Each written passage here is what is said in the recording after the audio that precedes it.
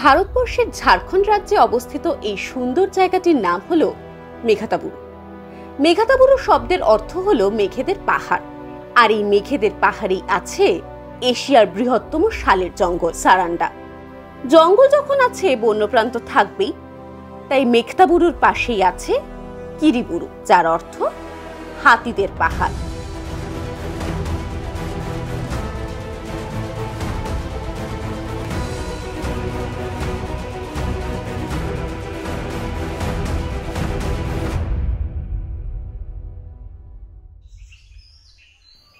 এখানে কিছু কিছু জায়গায় জঙ্গল এতই ঘন যে দিনের বেলায় সূর্যের আলো প্রবেশ করতে পারে না।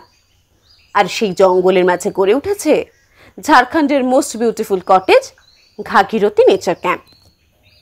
আজকে আমাদের এই পর্বে আমরা তুলে ধরব কিভাবে সহজে কম খরচে মেঘতাবুরু ঘুরে দেখবেন। মেঘতাবুরু যাওয়ার 3টে রুট আছে। প্রথমত হাওড়া থেকে ট্রেনে বারবিল পৌঁছে সেখান থেকে গাড়িতে মেঘতাবুরু। দ্বিতীয়ত হাওড়া থেকে রাতের 18005 সম্বলেশ্বরী এক্সপ্রেস ধরে ভোরবেলা মনোহরপুর পৌঁছে সেখান থেকে গাড়িতে মেঘতাবুরু, অথবা হাওড়া থেকে সকালের ট্রেন ধরে রৌরকেল্লা পৌঁছে সেখান থেকে গাড়িতে মেঘতাবুরু। আমাদের প্ল্যান ছিল হাওড়া থেকে সকালের হাওড়া বারবিল জনশতাব্দী এক্সপ্রেস ধরে বারবিল হয়ে মেঘতাবুরু যাব, কিন্তু ভ্রমণ সর্বদা প্ল্যান মাফিক তো হয় না। যাত্রা শুরুর আগের দিন রাতে মেসেজ আসে ট্রেন ক্যান্সেল। অন্য কোনো অপশন না পেয়ে অগত্যা মাঝরাতে হাওড়া রৌরকেল্লা বন্দে ভারতের কারেন্ট অ্যাভেলেবেল টিকিট কেটে যাত্রা শুরু করলাম।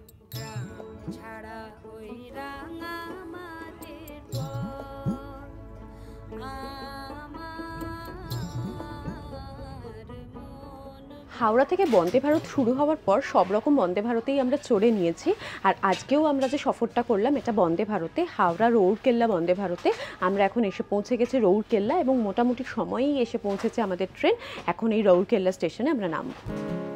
বন্দে ভারত রৌরকেল্লাতে 1 নম্বর প্ল্যাটফর্মে এসে দাঁড়ায়। 1 নম্বর প্ল্যাটফর্ম লাগোয়াই এক্সিট গেট। রৌরকেল্লা বেশ বড় একটা জাংশন।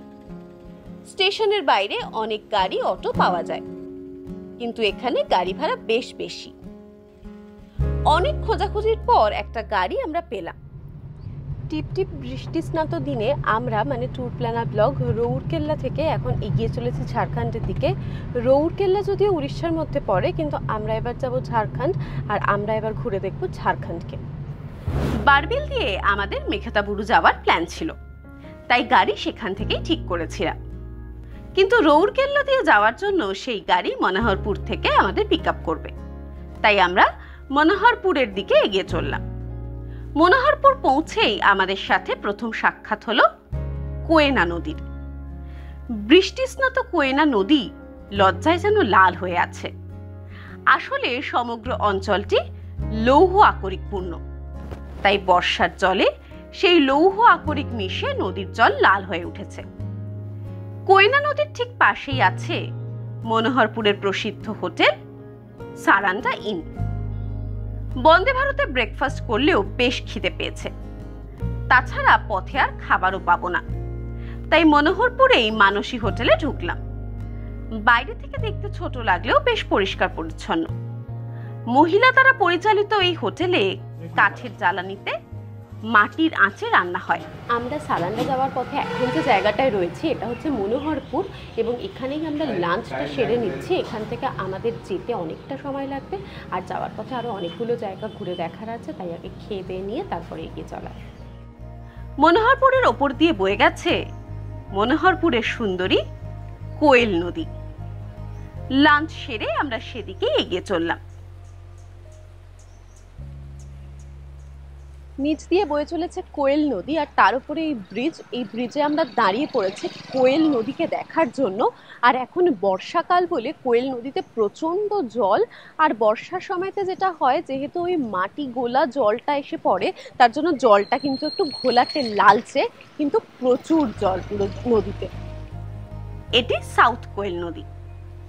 আমরা পালামৌতে নর্থ কোয়েল নদী দেখেছিলাম। এই দক্ষিণ কোয়েল নদীর উৎপত্তি ছোটনাগপুর মালভূমির লাওয়া পানি ওয়াটারফল থেকে। মনোহরপুর থেকে কিরিবুরুর দূরত্ব প্রায় 50 কিলোমিটার। পুরো পথটাই প্রাকৃতিক সৌন্দর্যে পরিপূর্ণ। আমরা সেসব দেখতে দেখতে এগিয়ে চললাম।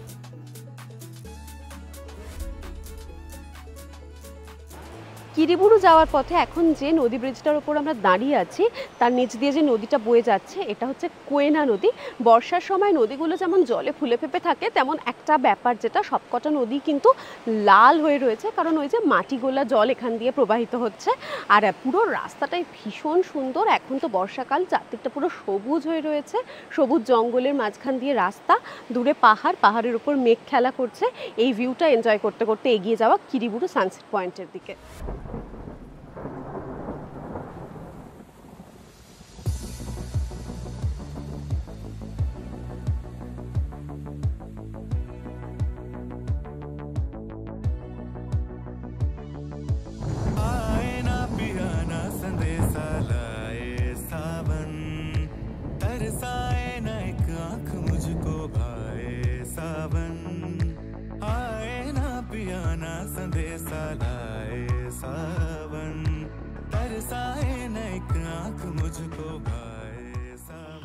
আমরা এখন এসে পৌঁছে গেছি কিরিবুরু সানসেট পয়েন্ট। এখন তো বর্ষাকাল, তাই সানসেটের সময় যে আকাশ এত সুন্দর রং নেয় সেটা ফিল করা যাবে না, কিন্তু সানসেট পয়েন্টটা অবশ্যই দেখে যেতে হবে। বর্ষাকাল বাদে অন্য কোনো সময়তে যদি আসি তখন সানসেটের সময়তে অসাধারণ যে ভিউটা পাওয়া যায় সেটা আন্দাজ করতে পারা যাবে এখান থেকেই। সানসেট ভিউ পয়েন্ট থেকে সানসেট হয়তো সেরকমভাবে দেখা গেল না, কিন্তু এখান থেকে পুরো সামনের সবুজ উপত্যকাটাকে দেখতে পাওয়া যায়।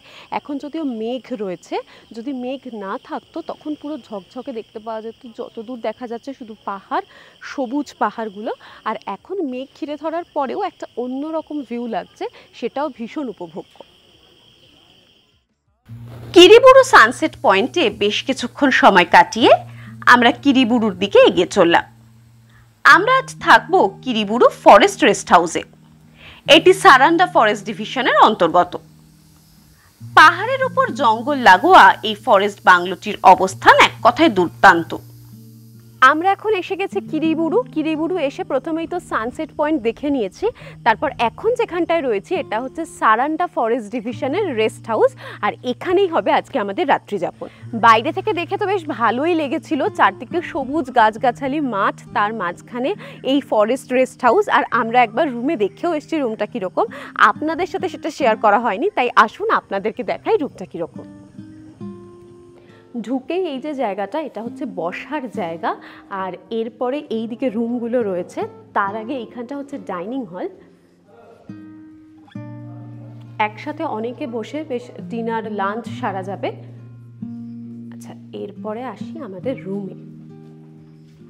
এখানে মোট 4টি রুম রয়েছে, 1, 2 আর এখানে 2টো, আর তার মধ্যে আমাদের জন্য 2 নম্বর রুমটা অ্যালট হয়েছে। চলুন 2 নম্বর রুমটাতেই যাওয়া যাক।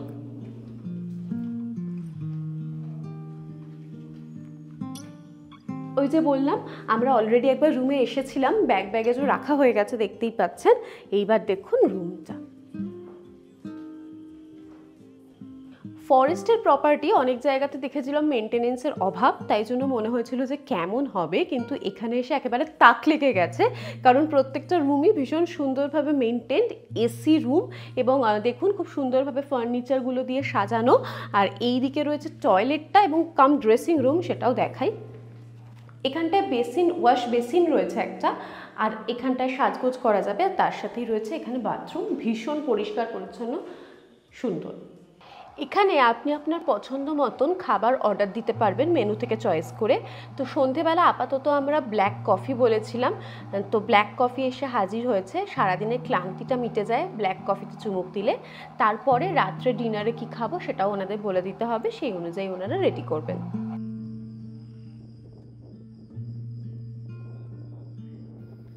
সন্ধে নামার সাথে সাথেই চারদিক থেকে ঝিঁঝি পোকার ডাক ভেসে আসতে লাগলো, বিভিন্ন রকম মথেরও দেখা মিলল।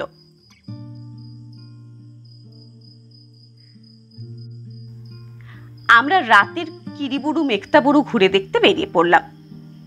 ছোট্ট জনপদ এখন মেঘের আড়ালে। মেঘতাবুরু আর কিরিবুরু যেহেতু পাশাপাশি অবস্থিত, তাই আপনি কখন মেকতাবুরুতে ঢুকছেন আর কখন কিরিবুরুতে সেটা চাইলেও ধরতে পারবেন না। পাহাড় থেকে দূরে সমতলের গ্রামগুলোর আলো দেখা যাচ্ছে। এক চক্কর দিয়ে আমরা ফিরে এলাম ফরেস্ট রেস্ট হাউসে। পৌঁছে দেখলাম ডিনার রেডি।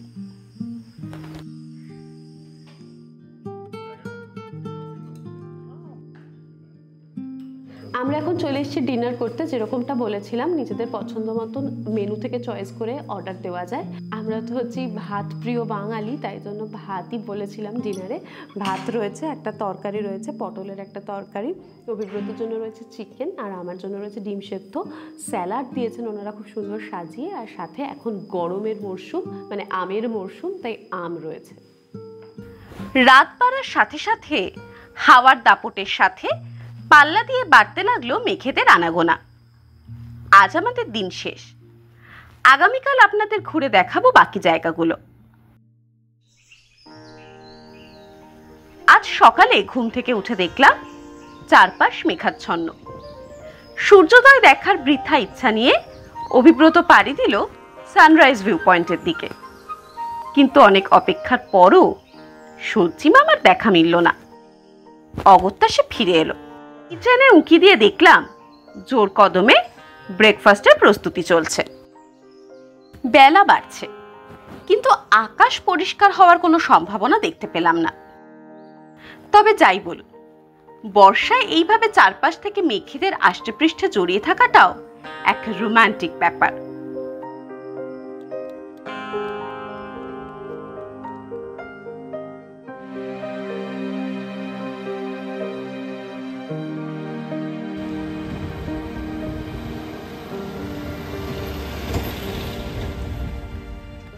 সকালবেলা আমরা সানরাইজ পয়েন্ট অবধি গেছিলাম বটে, কিন্তু এই যে ক্লাউডি ওয়েদার, বর্ষার সময় যেটা হয়, সেই জন্য সানরাইজ মোটেই দেখা যায়নি।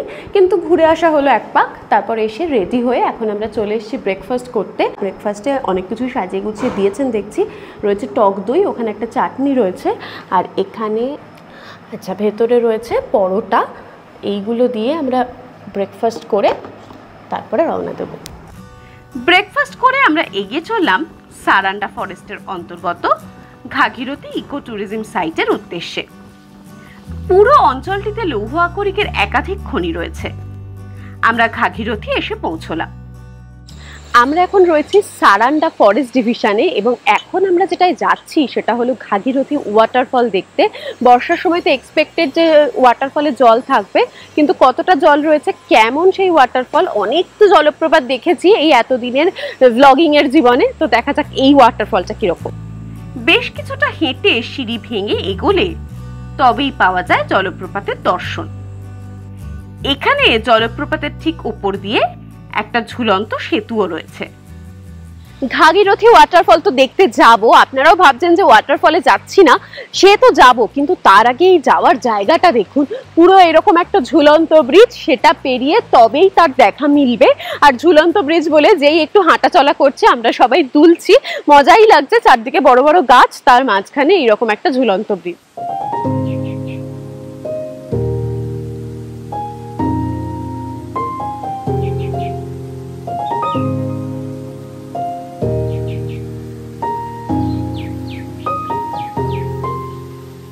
এই জায়গাটা এত সুন্দর, যারা একটু অ্যাডভেঞ্চার প্রিয় মানুষ তাদের মনে হতেই পারে যে এইরকম একটা জায়গায় যদি থাকা যেত, এমন একটা জায়গা যেখান থেকে তাকালেই দেখা যাবে সামনে এরকম জলপ্রপাত। আর সেই মনের কথাটা বোধহয় ফরেস্ট ডিপার্টমেন্ট বুঝতে পেরেছেন, তাই এখানেই তৈরি হয়েছে কটেজ, মানে এখনো তৈরি হচ্ছে, আর কিছুদিন বাদে রেডিও হয়ে যাবে। তাই চাইলে এখানেও থাকতে পারেন আর সারাদিন উপভোগ করতে পারেন এইরকম একটা সুন্দর জলপ্রপাতের ভিউ।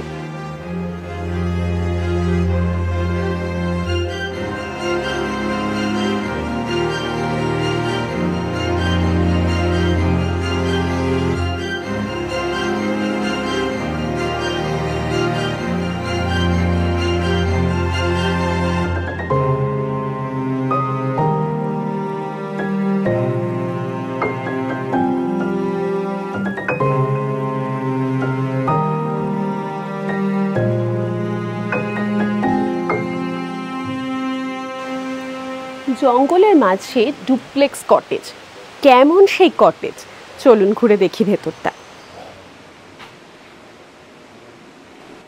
যদিও বাইরে পুরো জঙ্গল, প্রকৃতির মাঝখানে থাকার জায়গা, কিন্তু এই যে থাকার জায়গাটা, এখানে সমস্ত আধুনিক ব্যবস্থা রয়েছে।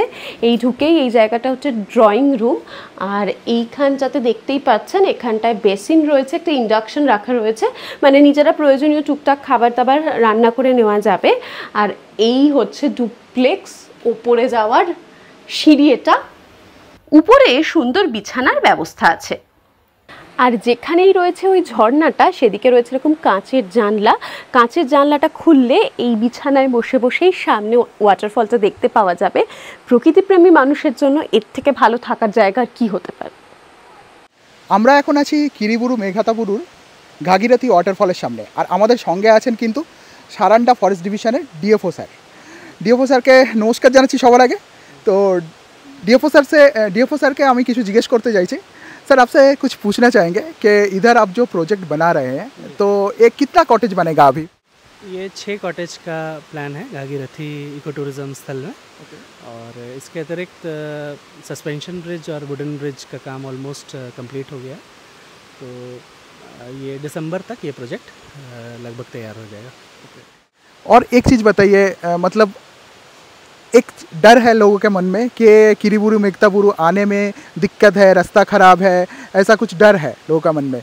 तो अभी मैंने जो देखा कि किरीबुरु मेघताबुरु मतलब बहुत ही अच्छा वाला रास्ता है, सब कुछ अच्छा है।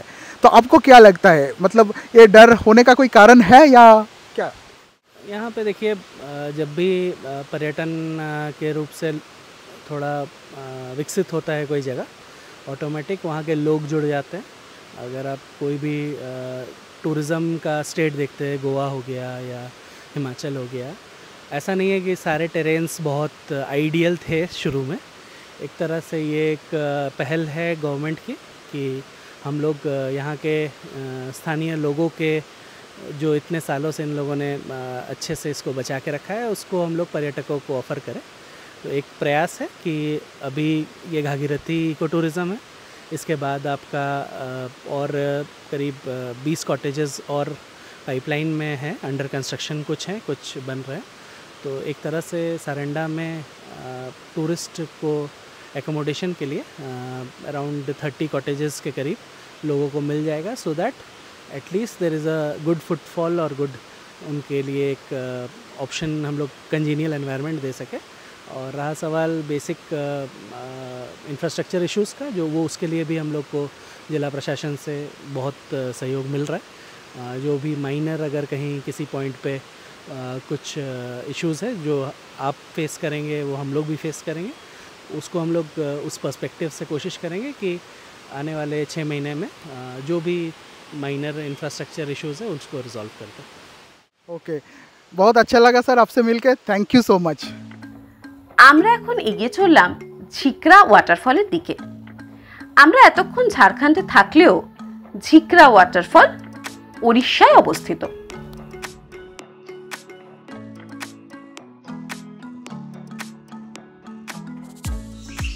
জঙ্গলের মধ্যে কিছুটা পথ হেঁটে পৌঁছতে হয় ঝিকরা ওয়াটারফলের কাছে।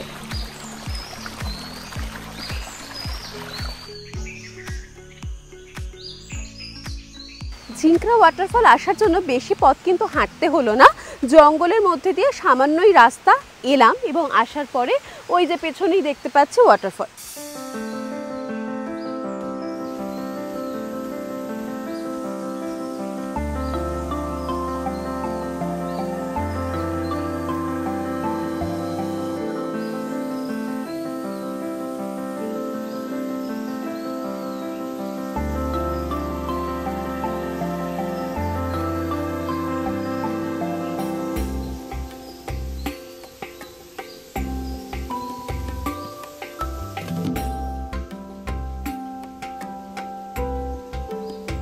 ওয়াটারফলের জলের ছিটে কাক ভেজা হয়ে গেছি, তাই গাড়িতে ফিরে ড্রেস চেঞ্জ করে আমরা এগিয়ে চললাম জটেশ্বর মহাদেবের মন্দিরের উদ্দেশ্যে।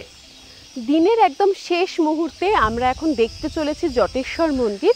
একটু আগে ওই জায়গাটায় গাড়ি রাখতে হয়েছে, এই পথটা বেশ খারাপ, গাড়ি যাওয়ার মতন নয়, আর বাকি রাস্তাটা আমরা হেঁটেই যাচ্ছি, হেঁটেই এগিয়ে চলেছি জটেশ্বর মন্দিরের দিকে।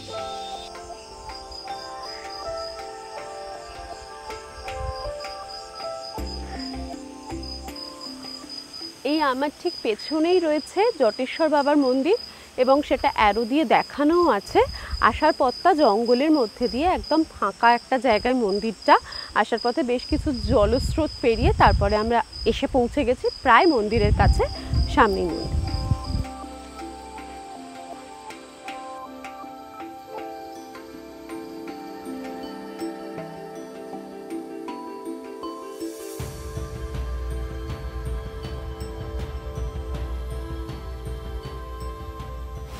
এটি হলো মহাদেবের মন্দির। এই যে মন্দির, আর এখান দিয়ে এরকম জলপ্রপাতের মতন একটি তৈরি হয়েছে। নিচে এই যে জায়গাটা, এখানে চাইলে স্নানও করা যায়, আর পিছনে চেঞ্জিং রুমও রয়েছে, চেঞ্জ করারও ব্যবস্থা রয়েছে এখানে।